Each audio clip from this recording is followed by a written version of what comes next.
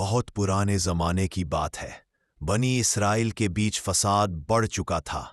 لوگ اللہ کے احکام سے دور ہوتے جا رہے تھے۔ ایسے نازک دور میں اللہ تعالیٰ نے اپنے ایک خاص بندے کو اٹھایا، حضرت داؤد علیہ السلام۔ وہ نہ صرف نبی تھے بلکہ ایسے بادشاہ تھے جن کے دل میں تقویٰ، صبر اور انصاف کوٹ کوٹ کر بھرا ہوا تھا۔ حضرت داؤد علیہ السلام بچپن سے ہی غریب مگر نیک پریوار سے تعلق رکھتے تھے۔ وہ بکریاں چرایا کرتے تھے اور تنہائی میں اللہ کو یاد کرتے رہتے۔ ان کا دل ہمیشہ اللہ کی طرف جھکا رہتا تھا۔ وہ جانتے تھے کہ اصلی طاقت ہتھیار میں نہیں بلکہ ایمان میں ہوتی ہے۔ اس زمانے میں بنی اسرائیل پر ایک ظالم اور طاقتور بادشاہ کا خوف چھایا ہوا تھا جس کا نام تھا جالوت۔ وہ جسمانی طور پر بہت مضبوط تھا اور اس کی فوج بھی بڑی تھی۔ بنی اسرائیل کی فوج ڈر اور مایوسی میں ڈوبی ہوئی تھی۔ کئی دن گزر گئے مگر کوئی بھی جالوت کے سامنے جانے کو تیار نہیں تھا۔ ایک دن ایک نوجوان آگے بڑھا، وہی تھے حضرت داؤد علیہ السلام۔ لوگوں نے کہا، تم کمزور ہو، جالوت بہت طاقتور ہے۔ مگر داؤد علیہ، میں اس اللہ پر بھروسہ رکھتا ہوں جو طاقتوروں کو جھکا دیتا ہے۔ حضرت داؤد علیہ السلام کے پاس نہ تلوار تھی نہ ڈھال، صرف ایک گلیل اور کچھ پتھر تھے۔ انہوں نے اللہ کا نام لیا اور پتھر پھینکا۔ وہ پتھر جالوت کے ماتھے پر لگا اور وہ زمین پر ڈھیر ہو گیا۔ کمزور کو طاقتور پر غالب کر دیا۔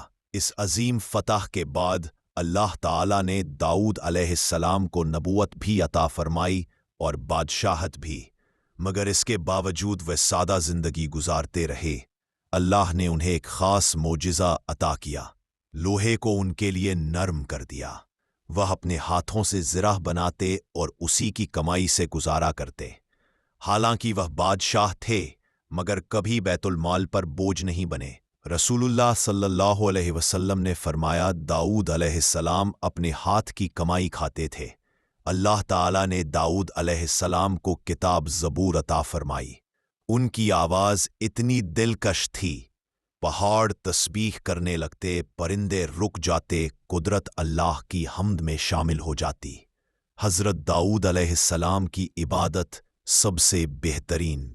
داؤد علیہ السلام اپنے ہاتھ کی کمائی کھاتے تھے۔ اللہ تعالیٰ نے داؤد زبور عطا فرمائی۔ ان کی آواز اتنی دلکش تھی کہ جب وہ زبور پڑھتے، پہاڑ تسبیح ہی کرنے لگتے، پرندے رک جاتے، قدرت اللہ کی حمد میں شامل ہو جاتی۔ حضرت داؤد علیہ السلام ایک دن روزہ، ایک دن بنا روزہ، رات کا آدھا حصہ سوتے، تہائی میں قیام کرتے اور چھٹا حصہ پھر آرام کرتے۔ حضرت داؤد علیہ السلام بے حد انصاف پسند تھے۔ جب کبھی فیصلے میں ہلکی سی بھی چوک ہوتی تو فوراً اللہ کے سامنے جھک جاتے اور کہتے تھے، اے اللہ، مجھ سے بھول ہوئی، مجھے معاف فرما۔ یہ ہمیں سکھاتے ہیں کہ اصلی مہانتا توبہ میں ہے۔ حضرت داؤد علیہ السلام کی زندگی سے ہمیں یہ سبق ملتا ہے، اللہ پر بھروسہ ہر مشکل آسان کر دیتا ہے۔ طاقت اور حکومت امتحان ہے، حلال کمائی عبادت ہے، انصاف اور توبہ اللہ کو پسند ہے۔